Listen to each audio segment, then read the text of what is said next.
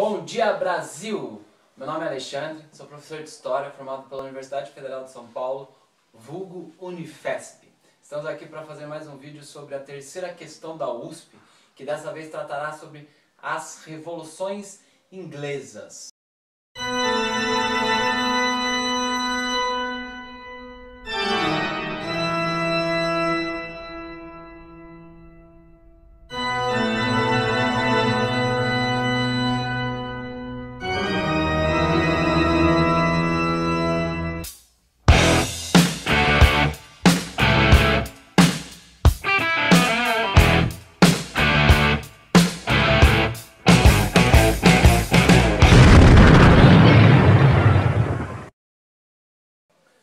Então vamos lá, vamos falar da terceira questão de história da prova da USP, que no caso é a questão número 60. Vamos dar uma lida no seu enunciado. As chamadas revoluções inglesas, transcorridas entre 1640 e 1688, tiveram como resultados imediatos. Com esse enunciado, nós podemos perceber que ou você sabe o que é a Revolução Inglesa, ou você não faz a questão. A gente vai analisar a Revolução Inglesa, mas desde já é necessário que vocês tenham sempre em mente os pontos principais, porque quando chega esse tipo de questão que não te dá dica, não te dá pista, você vai ter que lembrar desses pontos principais.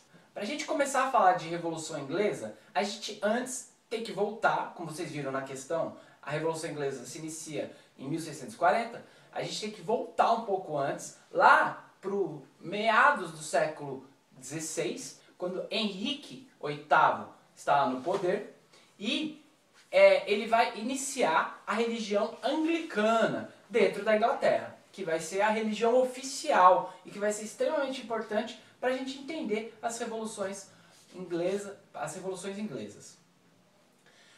O que aconteceu para o Henrique VIII iniciar o anglicanismo? Ele tinha uma esposa.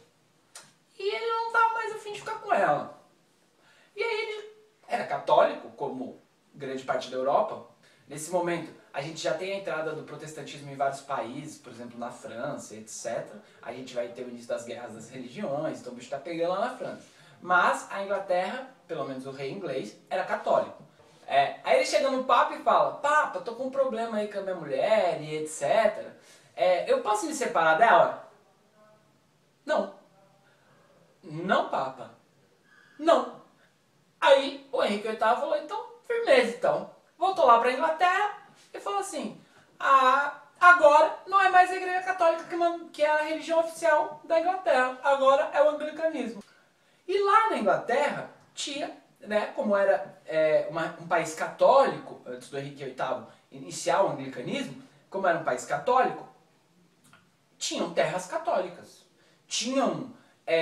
A igreja tinha muitas terras. O que o Henrique VIII faz? Expropria. Ele arranca a terra das mãos da igreja e distribui essa terra para alguns homens da nobreza inglesa, para alguns comerciantes. Além disso, nós vamos ter na Inglaterra, nesse momento, do meados e fim do século XVI, terras comunais, que eram lugares que não eram de ninguém. Efetivamente. Tinha sempre um senhor que comandava aquela terra, etc. Mas não era de ninguém. Então, o servo podia usar daquela terra, o senhor podia usar daquela terra, e muitas pessoas podiam usufruir daquele lugar. E nesse momento histórico, a gente vai ver essas terras sendo usurpadas do uso comum, passando, entre aspas, por uma propriedade privada, se tornando de alguém, dos pequenos comerciantes, de nobrezas, dos nobres e etc. Isso vai fazer com que a gente tenha uma ascensão econômica dentro da Inglaterra. Isso é extremamente importante para a gente começar a entender a consolidação da burguesia dentro do panorama inglês. E a gente precisa entender também a estrutura econômica que vinha da Idade Média, porque agora nesse momento a gente está no início da Idade Moderna. Então, nesse momento, a gente vai ter ainda instituições feudais que chegam até esse momento, como por exemplo o fato dos nobres que dominavam as terras, onde tinham camponeses e etc. Dentro dessa perspectiva, a gente vai ter o quê? a gente vai ter corporações de ofício. O que eram as corporações de ofício? Eram pessoas que dominavam uma determinada técnica, por exemplo, a técnica de fazer, de trabalhar a lã para fazer roupa, a técnica de trabalhar o couro para fazer sapato, dominavam determinada técnica e se juntavam e criavam um monopólio, certo? E essa instituição, ela vai atrapalhar a ascensão da burguesia. Dentro dessa perspectiva, a gente vai ter o quê? A gente vai ter o fim da dinastia Tudor e o início da dinastia Stuart, com Jaime I, né? O Jaime I, isso já vésperas, um pouco antes da Revolução, das revoluções inglesas. Então, o Jaime I vai assumir o poder e, como um rei absolutista, ele não vai querer dar poder para essas pessoas que estão ascendendo economicamente, os burgueses. Ele não vai querer dividir mais poder do que ele já divide, por exemplo, com a nobreza. Ele não vai querer dividir esse poder com a burguesia que está ascendendo economicamente. Então, ele vai começar a decretar leis que vão atravancar o comércio burguês, que vão atravancar o domínio dos burgueses sobre as corporações de ofício. O que vai acontecer com a burguesia? Vai ficar a puta, né? E aí a gente vai ter um outro momento, uma outra questão extremamente importante para entender a Revolução Inglesa, que são as questões religiosas. Porque a partir do momento que o Jaime I tenta concentrar todo o poder da sua mão, pausa. Vocês têm que ter sempre em mente que na modernidade não existe separação entre política e religião. Para eles é a mesma coisa. Então o Jaime I está tentando concentrar poder na sua mão e ele vai usar a religião para fazer isso também. E não é uma coisa errada, uma coisa ruim, é uma coisa natural. Não está separado. Para ele religião é política e política é religião. Não tem diferença, né? Só que tem um problema. Porque dentro da Inglaterra temos muitos católicos. Porque dentro da Inglaterra temos muitos protestantes, calvinistas, temos puritanos e etc.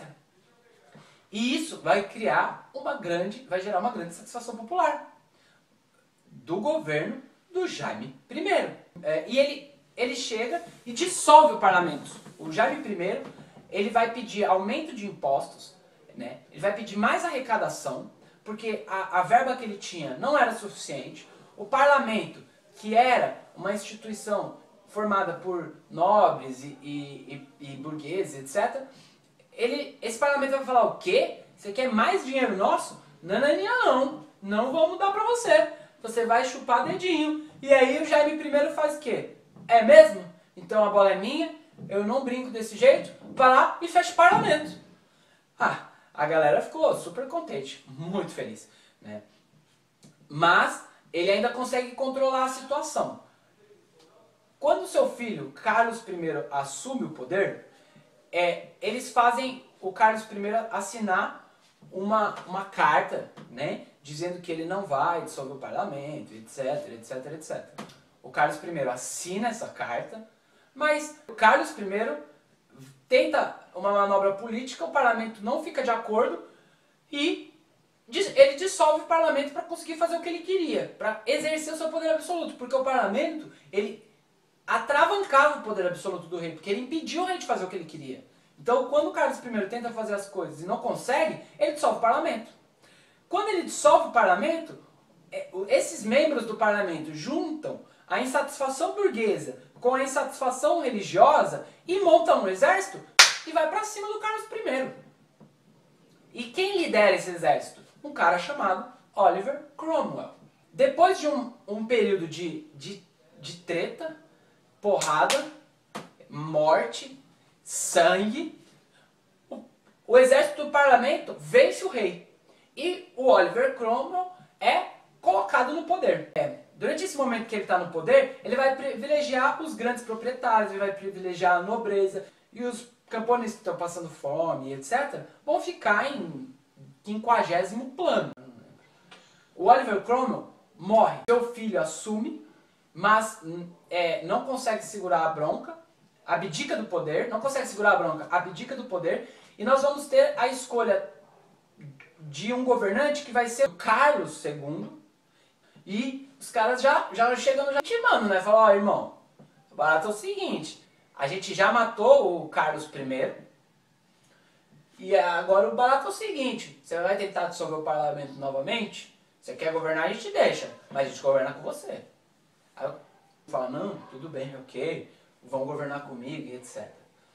Governa alguns anos, em seguida assume o Jaime II. Opa, professor, Jaime II é da dinastia Stuart, que é quando Guilherme de Orange assume o trono da Inglaterra como um rei que reina e não governa.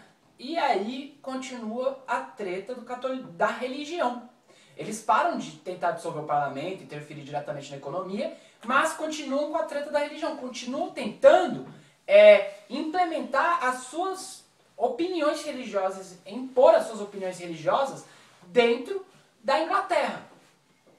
Nisso, o parlamento vai trocar uma ideia com um cara chamado Guilherme de Orange, que era um holandês, primo da dinastia Stuart.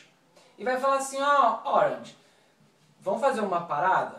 Os caras estão aqui causando na nossa, vocês vêm pra cá, você vem pra cá, a gente te aclama rei, manda esse patife embora e você vai fazer desse jeito, desse jeito. Ok? Guilherme de Orange fala, fechou. Eles trazem o Guilherme de Orange e fazem o Guilherme de Orange assinar a Declaração dos Direitos, que é uma carta dizendo assim, ó, o parlamento é a autoridade máxima da Inglaterra. E vai colocando tudo o que o rei pode e não pode fazer, escrito e assinado por ele. Essa carta vale até hoje. É a partir desse momento que a gente vai falar que o rei reina, mas não governa, porque quem governa é o parlamento.